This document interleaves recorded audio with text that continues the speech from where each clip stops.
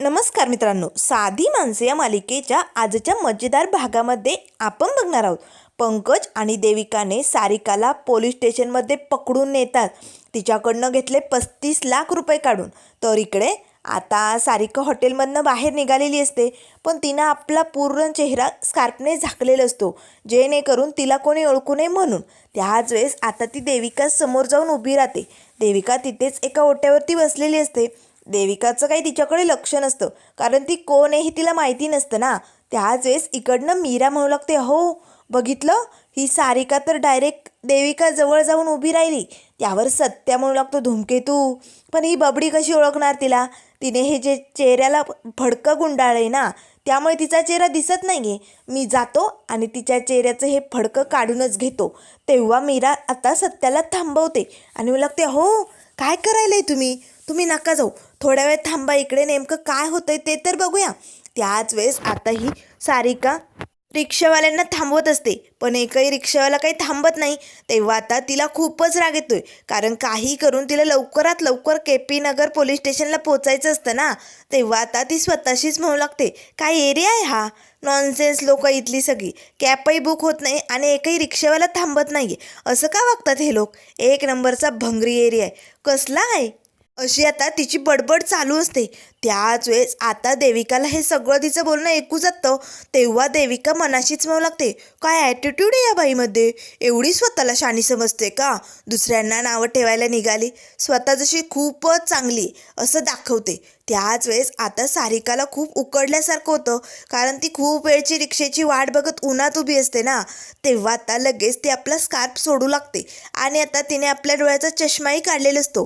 तेव्हा ती म्हणू लागते, किती गरम होत आहे, मला ना कसं तरी झालंय, आता खा झाल्यासारखंही होतंय. असे म्हणत आता सारिका पटकन आपल्या चेहऱ्याचा स्कार्फ काढते. आता मात्र इकडनं सत्या मीरा एकटक बघत असतात, कारण आता ही बबडी या सारिकाला बघणार. त्याच वेळेस आता लगेच देविकाचं लक्ष या सारिकाकडे जातो. आता देविकाला तर धक्काच बसतो. देविका लगेच तिच्या समोर येऊन उभी राहते आणि एकटक तिच्याकडे बघू लागते, कारण ही सारिका आहे हे तर मात्र आता बबडीला कळालेलं असतं. त्याच वेळेस आता पण हिला कसं गुंडाळायचं हे सगळं प्लॅनिंग देविकाच्या मनात सुरू झालेलं असतं. तेव्हा आता सारिकाही तिच्याकडे बघते आणि थोडीशी हसते. त्याच वेळेस देविका म्हणू लागते, कुठे जायचंय तुम्हाला? त्यावर सारिका म्हणू लागते, KP नगर पोलीस स्टेशनला जायचं आहे मला, खूप महत्त्वाचं काम आहे, पण एकही रिक्षा भेटत नाही. तेवढ्याच समोरनं एक रिक्षा येते. आता मात्र ती रिक्षा न थांबता तिकडनं निघून जाते.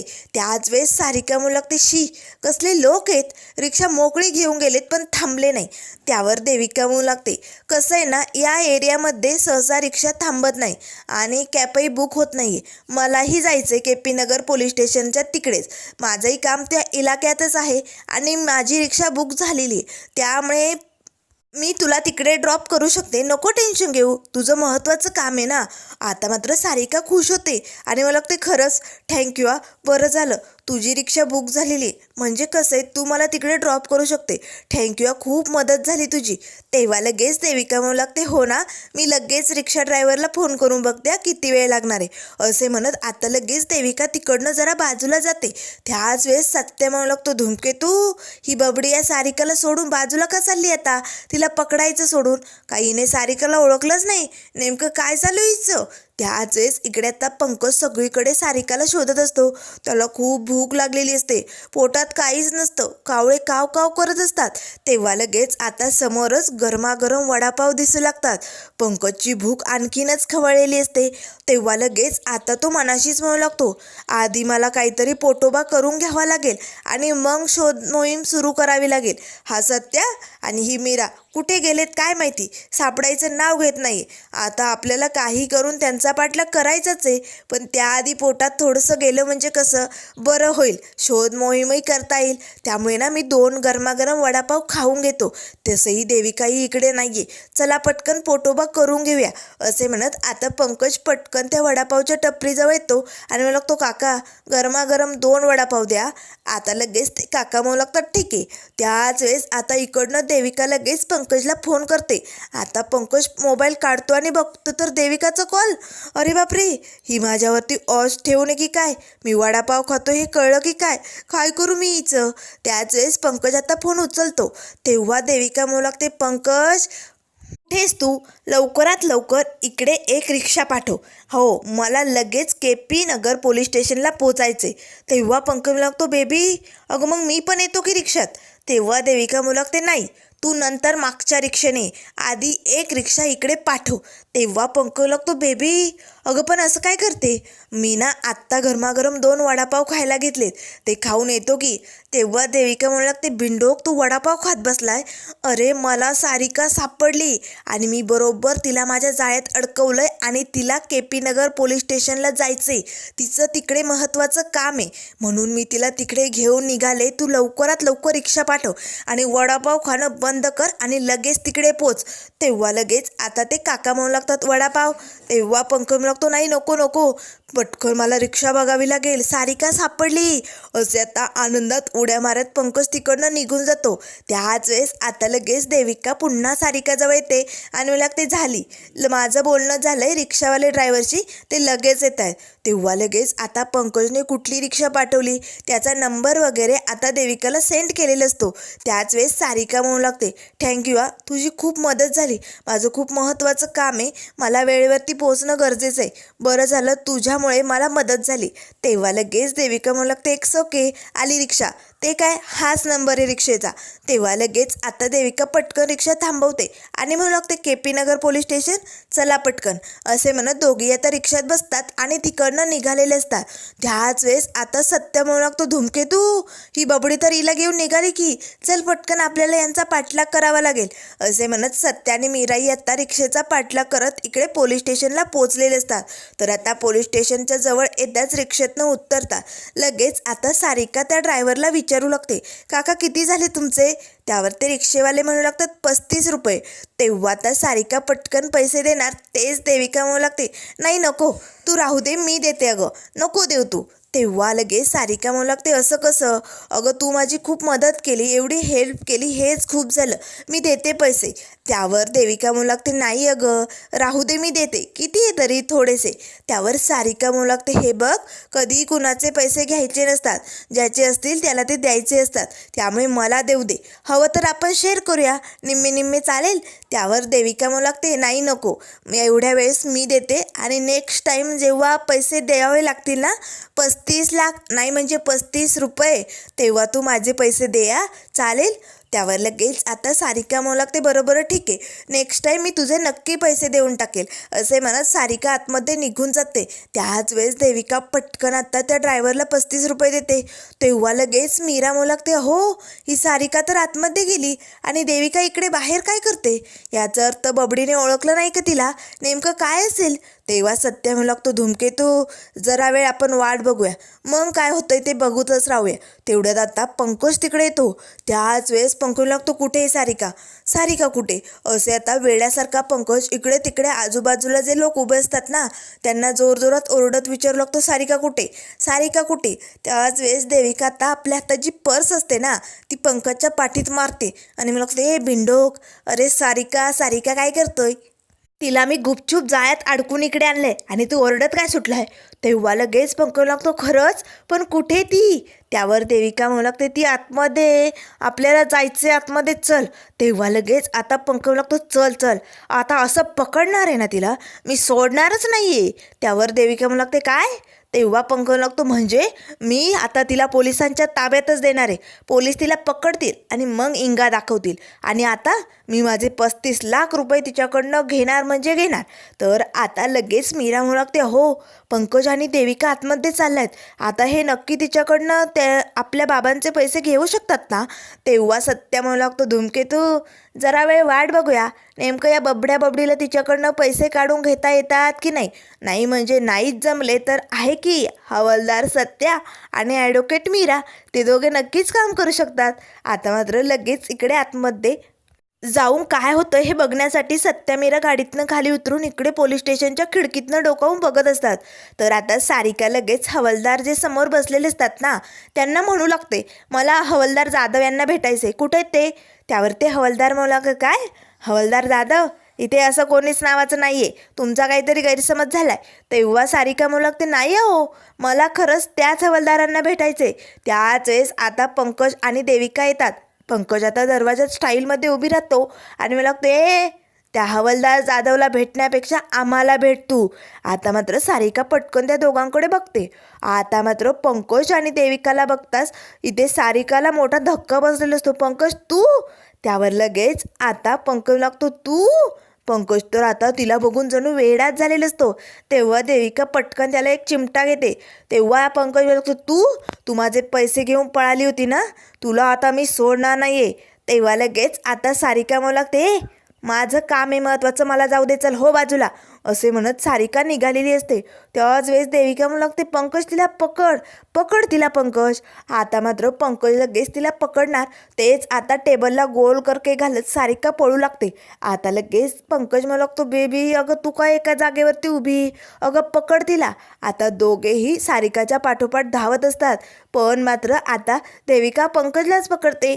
तेव्हा पंकज लागतो बेबी अगं वेळ लागलाय का, अगं ती निष्ठून जाईल की, तिला पकड, मला कशाला पकडते.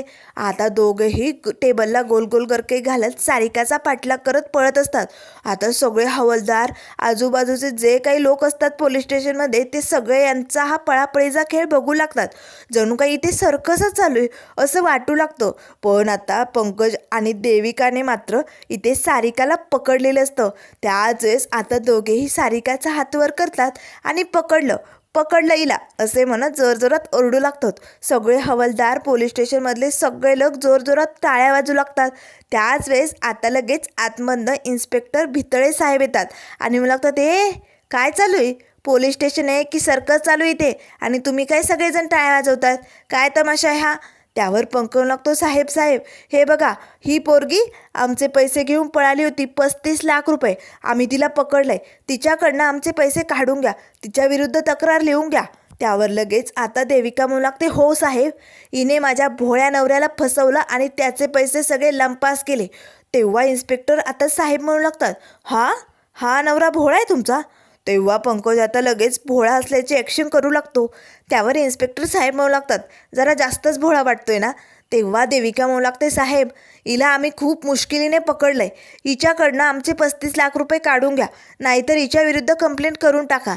त्यावर लगेच सारिका म्हणू लागते इन्स्पेक्टर साहेब या लोकांचं काही ऐकू नका, मी यांना ओळखत नाही, हे लोक मला मुद्दामून अडकवण्याचा प्रयत्न करतात.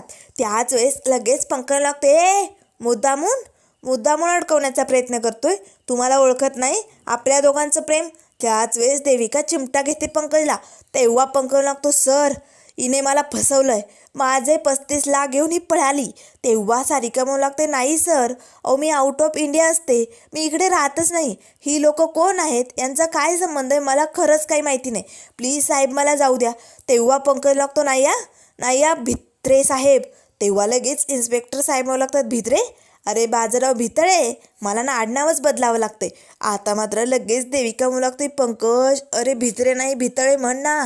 तेव्हा लगेच पंकज लागतो हो ते भितळे साहेब, अहो गेल्या वर्षी मी हिच्या विरुद्ध तक्रार केलेली आहे, हवं तर तुम्ही तुमचं रजिस्टर चेक करून बघा, तुम्हाला नक्कीच तक्रार केलेली सापडेल, नाहीतर माझ्याकडे डॉक्युमेंट्स आहे ना, दाखवू का तुम्हाला, थांबा मी दाखवतो, असे म्हणत पंकज आपला मोबाईल दाखवतो.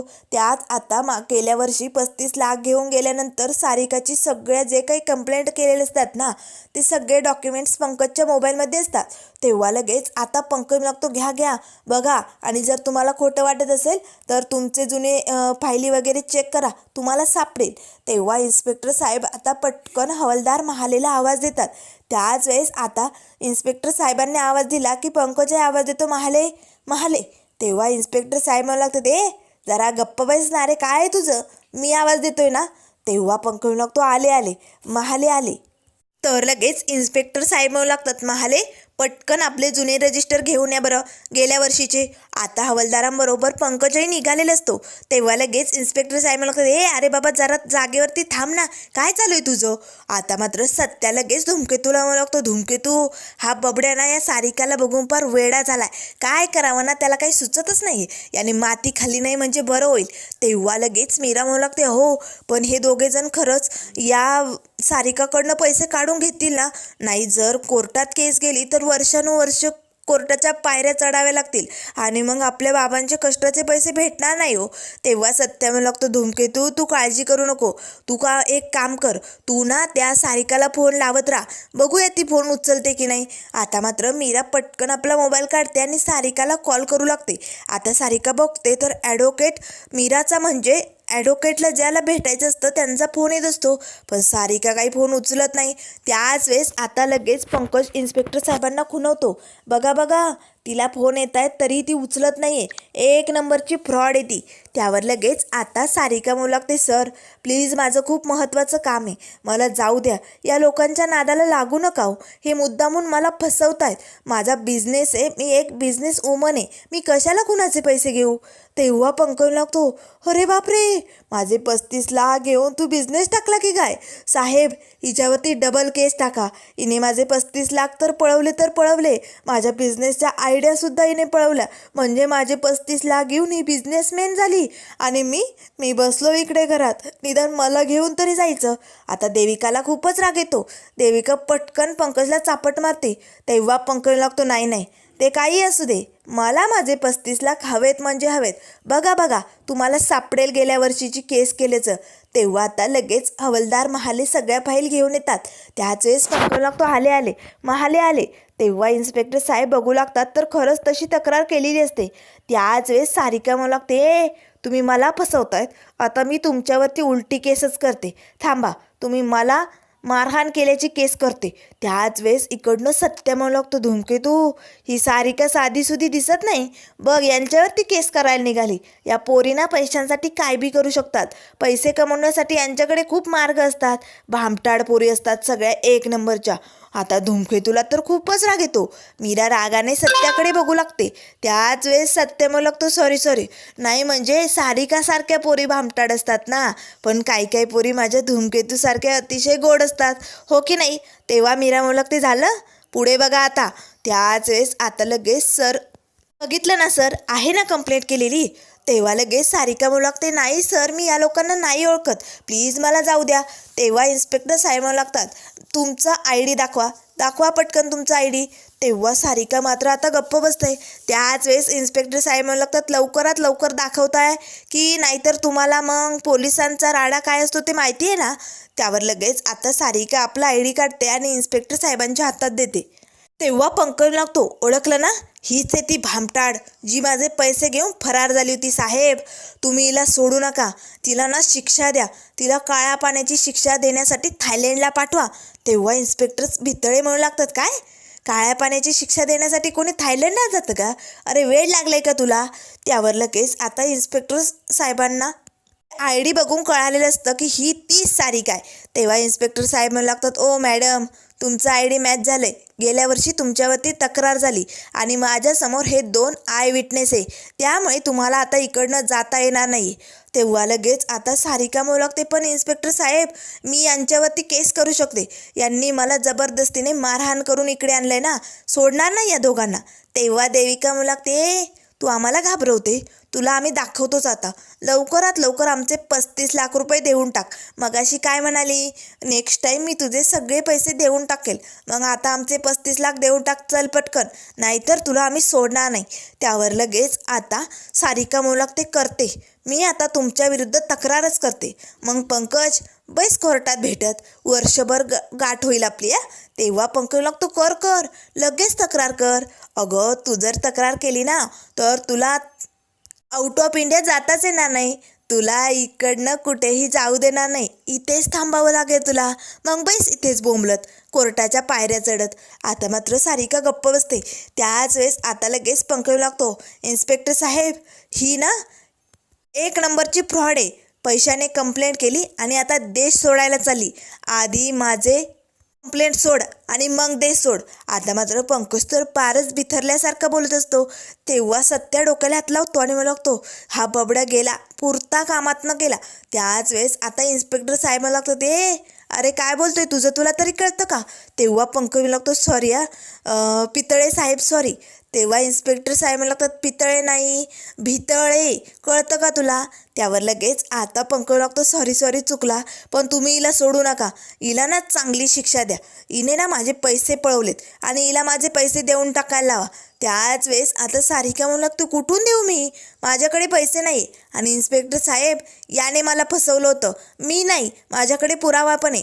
मला सोडून हा एका मुलीबरोबर लग्न करायला तयार झाला होता आणि त्यासाठी तर याने मला ते पैसे दिले होते. आता मात्र देविका म्हणू लागते, असं काही नाही आहे. तेव्हा सारिका म्हणू लागते, तू होतीस तेव्हा, तुझं लग्न झालं का पंकजशी? नाही ना, मग याने मला फसवलंय साहेब. तेव्हा लगेच पंकज लागतो, नाही नाही, असं नाही. तेव्हा सारिका म्हणू लागते, मग सांग ना, सांग, तू लग्न करत नव्हता का? तेव्हा पंकज लागतो, हो म्हणजे ते हिच्याच सांगण्यावरनं करत होतो. माझ्या बाबांनी अट ठेवली होती ना, त्या मुलीशी जर लग्न केलं तरच मला 35 लाख भेटणार होते.